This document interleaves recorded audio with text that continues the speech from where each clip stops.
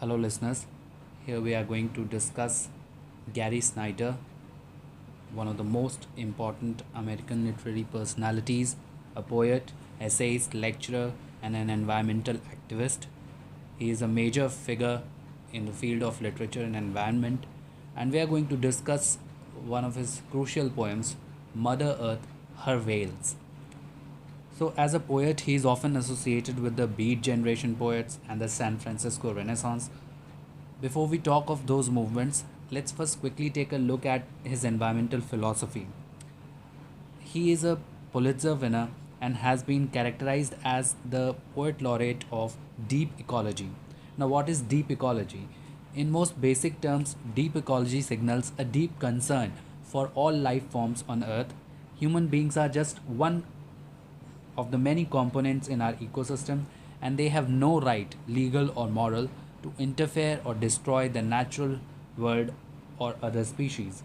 In other words, it states that all living beings have an inherent worth regardless of their utility to human needs. Natural world has a balance of complex interrelationships between different organisms, and the environment as a whole has certain basic moral and legal rights um, to let all species live and flourish. Again, when we talk of Gary Snyder, there is another term, anarcho primitivism. Anarcho primitivism is also associated and is said to be one of the tendencies of Gary Snyder, and this is a sort of anarchist critique of the origins and progress of human civilization. According to anarcho primitivists, as man shifted from his hunter gatherer traditions to agriculture, a sort of division between people, a social stratification surfaced up, which led to domination of the weak by the strong, coercion, alienation, excessive industrialization, dehumanization, and overpopulation. That ultimately went on to overburdening the planet. Now, as they are anarchists in thinking, although Pacific anarchists, but still then anarchists, they advocate a return to non civilized pattern of living through deindustrialization, abolition of division of labor, and abolition of large scale organization, technologies, factories, and all such. Now, coming back to the two movements which Snyder is associated with, the Beat Generation and the San Francisco Renaissance. Basically, both these movements and a few others took shape after the Second World War in rebellion against the predominant mainstream American poetic tradition. Talking particularly of America, in the years following the World War II, a need for re evaluation of art and its purpose occurred. Thus, the post war period saw the rise of four distinct poetic phenomena. The first being the Black Mountain School, then the Beat Generation poetry, then the New York School, and the San Francisco Renaissance. Though these movements had many philosophical and even aesthetic similarities, they even had distinctive qualities that set them apart from others. Critics usually consider the time period for the Beat Generation and Renaissance to extend from 1940s and 1944 to be precise till the death of Kenneth Rexroth in 1982 and Robert Duncan in 1988. Now, these are also the major figures in San Francisco Renaissance. The reason these two movements are often conflated is that the Renaissance or the rebirth of poetry in San Francisco Bay Area is often commonly believed to have begun from one evening in October 1955 at the Sixth Gallery in San Francisco Bay Area, where Allen Ginsberg first performed a reading of his now popular poem Howl. It was an early draft of the poem, which is a very important American text now, Howl, and he performed it for the first time in that gathering. And there were many other great figures of both these movements present there that night. Even Jack Kerouac was present, who is a quintessential American novelist of the age, known for his seminal work, On the Road, and others.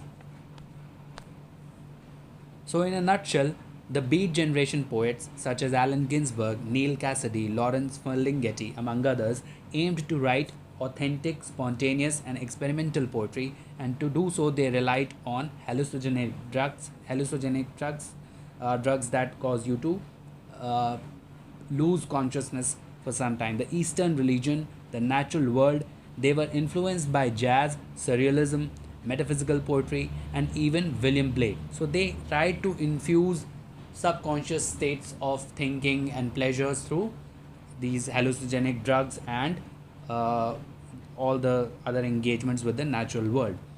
So they had a wild style, a sense of unfettered freedom, and a wonder for the natural world. Their poetry emerged from the disillusionment of the Second World War, as did the San Francisco Renaissance. Both of them rebelled against the typical American values of materialism and conformity.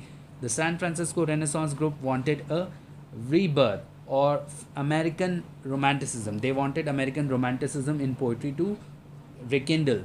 They wanted a poetry of the masses, of the common people. They desired poetry to return from the technicalities of academics to speak the language of ordinary people and to deal with the actual issues of the people. So, why does Gary Snyder move on to be an anarcho primitivist or uh, a wilderness lover? Is that the west coast of San Francisco was then still pretty close to its past of wilderness, and natural world still affected the city of San Francisco and the life of these poets. Kenneth Rexroth was the founding father of the San Francisco Renaissance movement, and Madeline Gleason was another major figure in the inception of the movement. Other crucial writers were Robert Duncan, Jack Spicer, Robin Blazer, and Michael McClure. Now, coming specifically to Gary Snyder, he spent a decade living in Asia and is, united to writers in both these movements in their activist impulse, which has basis in the environmental conscience and pacifist anarchism. They addressed civil rights, also environmental issues, and even the rights of the downtrodden and the sidelined. Snyder believed in the need for an immediate and local understanding as part of personal development. So, place was very important to his individual growth as a person, and for people also, he believed the same to be true. Knowing a place is essential to knowing self, as the world is a geography that is not far removed from the human body. This was his belief. In other words, the landscape is a part of the person, not something to be dominated or exploited, but to be respected and valued. These writers have also talked of ideas which are very similar to the situation this pandemic has brought us all into. They had revolutionary thinking which would have been mocked at the time when Ferlinghetti talks of the real earthquake coming and the forests and animals are going to one day reclaim the earth as theirs, or when Kenneth Patchen claims that the ground beneath us just might move away because man is so busy in his mad pursuit and blatant neglection of the earth. And now we are in the midst of a terrible crisis when all the ideas not only are seen to be real but are actually haunting us in the most chilling ways, and it is a signal that human beings need to start taking external environment very, very seriously. Now, coming to the poetry of Gary Snyder, who is well known as an eco poet and one of the first American writers to bring ecological visions and awareness and also environmental perfection into the literary form of poetic writing. Ecological sensibility is the key word of his poetic belief, and basically we'll be dealing with one of his crucial works which made him win the Pulitzer Prize also, Turtle Island. It is a crucial work to our understanding of the present poem Mother Earth, her wails also, because it is in it that he denounces the ecological ill practices of those times, such as littering, the use of nuclear power, and Japanese whaling. Uh, in all of his poetry, ecology and criticism of modern civilization has found its place, but it is expressed in a more direct manner in Turtle Island. And Snyder has always fought for nature's preservation. Snyder's depiction of nature's sublimity and his ability to strike just the right emotional chord among his readers for the beauty of the wilderness imply and evoke its recipients' protest against any harm to the environment. So the reader also becomes involved in the emotions of the poet, so to say. Now, what is the activity of Japanese whaling that he is basically referring to in this poem, or the poem is centered around? Japanese whaling is basically a term for hunting of whales in Japan, and it is a full industry in Japan. During the 20th century, commercial whaling was rampant in Japan, and this happened until the International Whaling Commission, the IWC, laid a temporary prohibition on it in 1986, but it continued for some 30 years, and then again Japan became last year in July, Japan openly came out again with the activity. So Japan still continued hunting in the name of research. For last few years they have again started the activity of whaling and hunting of mink whales. In July 2019, Japan again resumed commercial whale hunting within its territorial waters, and that too openly. This kind of boastful or uh, uncaring human intervention is directly lambasted in Snyder's current poem. That is what is happening in the poem. What is worse, Japan argues that whaling is a uh, cultural part of their uh, whole country. It is related to their cultural heritage, so it cannot be done away with. So that is what those kind of ideas are what uh, are being criticized in this poem. This poem originated as a reaction against the representatives of different nations at the United Nations Conference on the Human Environment in Stockholm in 1972, which Snyder also attended. He felt that most people came to the conference to not to give something but rather to take. They did not wish to save the planet but to argue how much liberty they can take, or how much freedom they can have in the present scenario regarding the exploitation of the environment. The poem has both nature's beauty and admiration for the same, as also a sharp criticism for the harm human beings have been causing with their undue modification of the natural environment.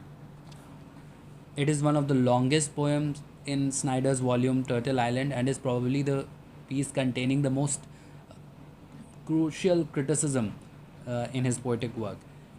It has both, a positive aspect of the beauty of nature and the criticism of man's, you know, intervention, which is being detrimental for nature. Snyder chose a dialectical approach where he first depicts nature's sublimity and afterwards its destruction, by which he intends to generate a feeling of disgust in the perceptive reader for the human civilization has been interfering with the natural world, and why the preservation of natural environment is necessary. That is what he wants to bring home. Now we will begin with a by line analysis of the poem. In the first two stanzas of the poem, nature's beauty and the glory of the animal life is shown in unstinted form, where human influence has not yet touched them. The sun is shining bright and the animals are engaged in carefree activities. An owl winks in the shadows. A lizard lifts on tiptoe, breathing hard. A young male sparrow stretches up his neck, big head, watching. And then there is a pause. Entire scene is observed with a scrutiny, clear scrutiny, very perceptive eye, so to say. The grasses are working in the sun. Turn it green, turn it sweet, that we may eat, grow our meat. So plants are producing food through photosynthesis, which is a food for man, sort of meat, which here implies food. So man, even is in absence, he is present in the scene with his never ending demands, and though nature is generous enough to fulfill them. With the third stanza, the tone of the poem grows critical, and the first target of Snyder's wrath is Brazil, which seems to hold a view of making sovereign use of natural resources. Now, what is sovereign use of natural resources here? Sovereign implies efficient or good, but the poet comments that these remarks are a mere delusion, and Brazil is just trying to mislead by saying that. Brazil says sovereign use of natural resources, 30,000 kinds of unknown plants, the living actual people of the jungle, sold and tortured. And then again there is a pause for reflection. And a robot in a suit who peddles a delusion called Brazil can speak for them. So he has put Brazil in inverted commas. So he is basically targeting the nation here. or the representatives of the nations, the politics of the nation. So he says there are so many varieties of plants and so many animals who are all exploited for the will of man, and it is not justified in any way. He even calls animals the actual people of the jungle and human beings as robots in a suit, as invaders of the natural scene with their mechanical powers. This image basically compares human intervention to the unfeeling acts of a machine robot that only knows how to destroy. Then he asks a rhetorical question: do these people have any right to speak for the flora and fauna or its efficient use? Do they have any right? The people who do not even care, you know, do they have any right to speak for them? Is it really justified? And the answer is no. And then he shifts the, you have to see the formatting of the poem. He indents the next stanza. The whales turn and glisten. This stanza has been written at a certain distance from the margin. It has been indented, and this is in order to bring out the main focus of the poem, which is the glorious whales. The whales turn and glisten, plunge and sound and rise again, hanging over subtly darkening deeps, flowering like breathing planets in the sparkling worlds of living light. So here he suddenly moves to the glamorous and awe inspiring majestic whales which roll about in the vast deep worlds of the ocean and dive in and out with their shining bodies, and they are so huge that it is almost as if they are breathing planets, a world in themselves, which are sparkling in the living light of the sea. So, as said, this stanza is indented a bit from the margin as compared to others, and is also repeated at the end of the poem just to indicate the fascination and significance whales seem to have for the poet. That is the only intention here. And the poem read forwards.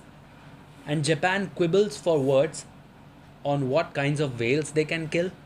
A once great Buddhist nation dribbles methyl mercury like gonorrhea in the sea. Further, he censures Japan for killing the whales at the pretext of research. It is even more shameful for a country which was once a Buddhist nation, which prides on the ideals of non-violence towards most humble of creatures, to be senselessly carrying out the abominable activity of whale hunting. He chastises them for their pollution of sea waters by comparing their uh, dropping of methyl mercury into the sea to gonorrhea dripping from the sexual organs. This is just a cold comment at the depravity of the Japanese act. So, Japan also becomes another target of his censure. Then the third target is China, and which moves on with the next stanza, where he says, Pierre David's deer, or the Elafieur, lived in the Tulle marshes of the Yellow River 2000 years ago and lost its home to rise. The forests of Loyang were logged and all the silt and sand flowed down and gone by 1200 AD. So he moves on to China, which is currently facing flack for an entirely other reason but related to the underlying theme, that is intervention in the physical natural environment. Pierre David's deer is, or the Elafieur, or Milu also, it is said to be, is a deer that was once extinct due to removal of the Tulle marshes, which are yellow marshes, which were also wiped out along the Yellow River in China. The Yellow River is the Huang He River, the second largest river in China, and the reason for eradication of this entire species was the cultivation of rice for the food needs of man. Similarly, in China, the forests of Loyang were logged, causing all the sand and silt that they used to hold to flow down and perish.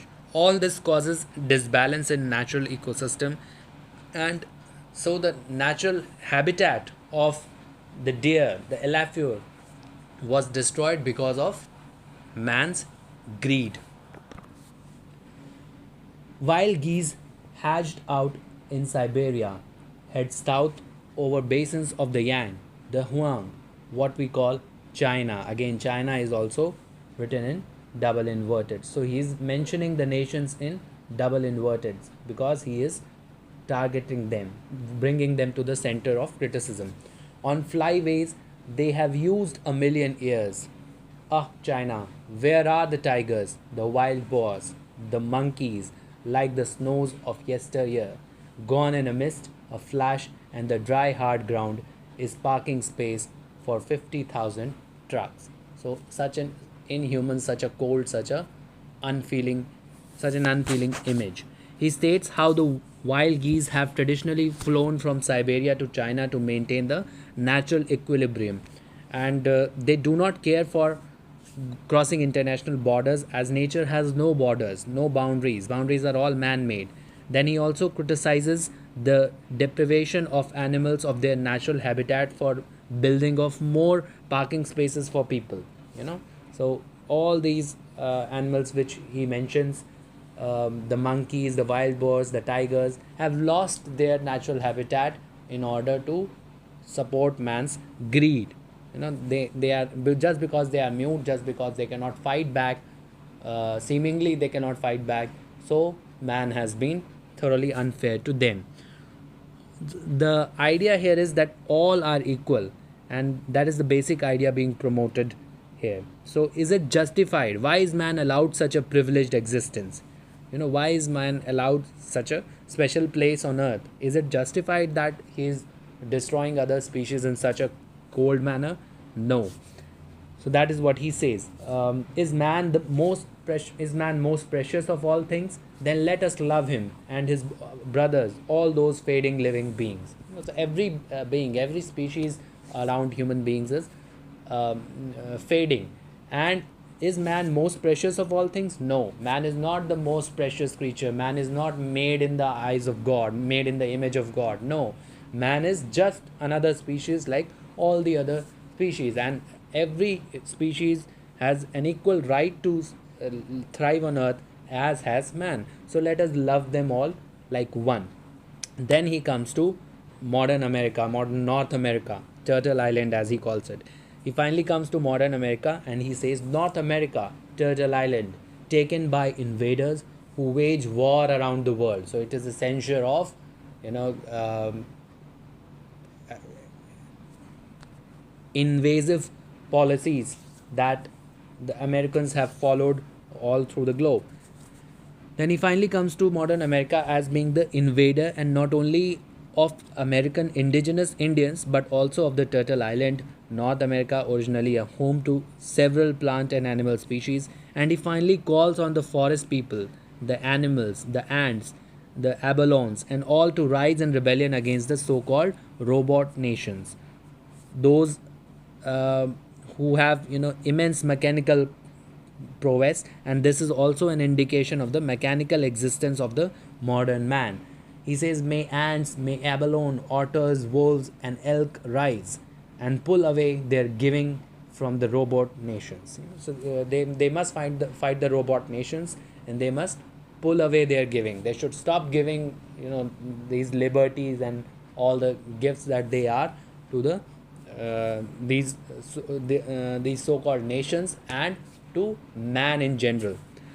Then he urges the people, the oppressed, to rise in solidarity against these invaders of their natural home, and to eject the power-hungry political people, the scientists and governments, the capitalists and imperialists, along with the third world communists and paper-shuffling bureaucrats, who are also predominantly male. So that brings the gender argument also, and drive them away. He asks them. He says solidarity, the people. Standing tree people means trees should also stand with them. Flying bird people, the people who can fly, the birds. Every organism, every species he is investing with human qualities, just to ensure and bring home the idea to the reader that these people also, or these these creatures also have a right to live as human beings. Human beings are no special than them. So flying bird people, swimming sea people, four-legged, two-legged people. The only difference between men and women and all, you know, human beings in general and these species is the number of legs between them. Although this can be a crucial argument, or a, you know, it can be argumented against also, but the basic essence of what he says is true, that every species has a right to live. So, in calling these species as people, he not only asserts their right to live like humans, but also that they are only different from humans in the numbers of their legs or their body shapes, and they have, in other words, every right to thrive as have the human beings. Then he says, how can the heavy, power hungry politics scientist, government, two world capitalist, imperialist, third world communist, paper shuffling male, non farmer, jet set bureaucrats speak for the green of the leaf, speak for the soil? They have no right. There is certainly no connection between them. They cannot decide the fate of an entire ecosystem and all the species that are a part of it. So you also need to notice the poetic elements in the poem or the poetic qualities of the poem. If anything, it is not a dull poem, as some of its stanzas celebrate the very rhythm of poetry. The word structures such as power hungry or head heavy, paper shuffling, two word, third word, and the use of devices such as alliteration, head heavy, or power hungry, politic, then other words with identical stems such as capitalist, imperialist, communist, these are being used continually to create a poetic effect, such as anaphoras are also being used. Speak for the green, speak for the soil. That gives people's descriptions a very mechanic, nervous, and yet poetic sound. The poem attacks all governments which attended the United Nations conference in Stockholm and who tried to speak for the green of the leaf, but who, in Snyder's eyes, neither were able nor authorized to do so. Then this stanza is followed by a one line interjection in brackets which says, Ah, Margaret Mead. So he remembers finally a great anthropologist, Margaret Mead. Do you sometimes dream of Samoa? So Samoa is a group of islands, and do you sometimes dream? Why is he bringing this reference? Um, it is a reference to Margaret Mead's book Coming of Age in Samoa, a book by the anthropologist, which is based on her research and the study of youth, primarily adolescent girls in the Samoan Islands. It can be seen as a yearning for a life among primitive people, like the one in the Mead experiences, when she does not have to deal with ignorant and arrogant nationalists and is in the lap of nature, so to say. Or it might also mean that basically, life is, it has to be rooted in nature. Life has to be through and for nature. We have to be responsible towards our ecosystem, otherwise there can be no equitable or sustainable development. So not only does he take up the robot metaphor again, but the representatives are depicted as vultures, dividing up a still alive carrion. When he moves further, he says the robots argue how to parcel out Mother Earth to last a little longer, like vultures flapping, belching, gurgling. So these are all the qualities, all the verbs that he's attaching to human beings. Nearing a dying dough, the ecosystem is dying, as if the nature is succumbing to excessive human intervention. And while all this is happening, human beings or the people at this conference are busy arguing how to parcel out Mother Earth to last a little longer. How can they reap, how can they extract an even more deeper kind of benefit, or the last drop of benefit from nature, so to say. In yonder field a slain knight lies, we'll fly to him and eat his eyes, with a down, derry, derry, derry, down, down. So notice the alliteration, beautiful alliteration. Notice the repetition and sound effect, that creates as if it is the scene is alive before us. So he says, alluding to the old English ballad, The Three Ravens, in which three ravens pluck out the eyes of a slain knight. He says that just as it happens in the old ballad, here is a metaphorical critique of the current situation, where much less than regard for the natural species, the mighty and the technologically advanced nations are busy in plundering the earth. So it is a reference to that. And like the ravens in the poem, they are busy exploiting the earth while the earth lies. They are helpless like the slain knight. So that is the image that they want to bring home. So it is a sort of a cruel metaphor for man's actions, for man's invasive actions on the natural scene. And then he finally culminates with a bitter attack on the legitimacy of the representatives of a few nations to be sitting together to decide the fate of all the wild, diverse, and various species of the earth. You do not have the right to take those kind of decisions. That is what he implies here. So he again repeats the first and the fourth stanzas when he reads, "An owl winks in the shadow, a lizard lifts on tiptoe, breathing hard, the whale stern and glistens, plunge and sound and rise again, flowing like breathing planets in the sparkling whirls of living lights." They are flowing like breathing planet, as if they are a world in themselves, and they are glorious, they are majestic, and all sorts of things. Nevertheless, the poet is still optimistic as he turns back to the serenity and humbling beauty of nature in the last stanza, which is a mix of the glorious wild images of the first and the fourth stanzas, and most certainly the grandeur and loveliness of the blue whales diving in and out of the vast oceans, much like worlds in themselves. The owl, the lizard, and the whale, in their carefree, uninterrupted state, represent a unity in natural beings, the only anomaly in which surfaces up in the form of the greedy and insatiable human beings who can cross all limits of exploitation of other species when they get to it. Even with the overtly critical comments and direct accusatory tone of the poem, the speaker does not end it on a bitter note. So, although he is known for directly attacking human invasion of the natural environment, but he does not want to leave on a bad note or on a negative note. He wants to create an impression on the reader and inspire him to preserve the natural ecosystem, to allow some scope for human beings to feel compassion and empathy towards the other fellow species, which are all equal to them in their right to thrive on this planet and must be allowed to do so if there is to be any sustainable development.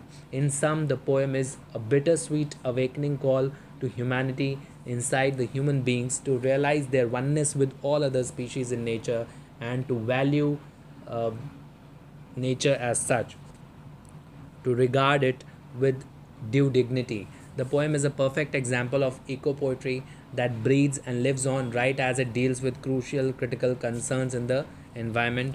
All the characteristics earlier discussed in the introduction, be it anarcho primitivism or deep ecology or even a romanticization of the natural world as inherent in the philosophies of the Beat Generation or the San Francisco Renaissance writers, are present in the poem to different extents. So the central theme in the poem is the glory of nature and man's insensible or unthinking exploitation of the natural world and natural species. This is the crucial concern in the poem.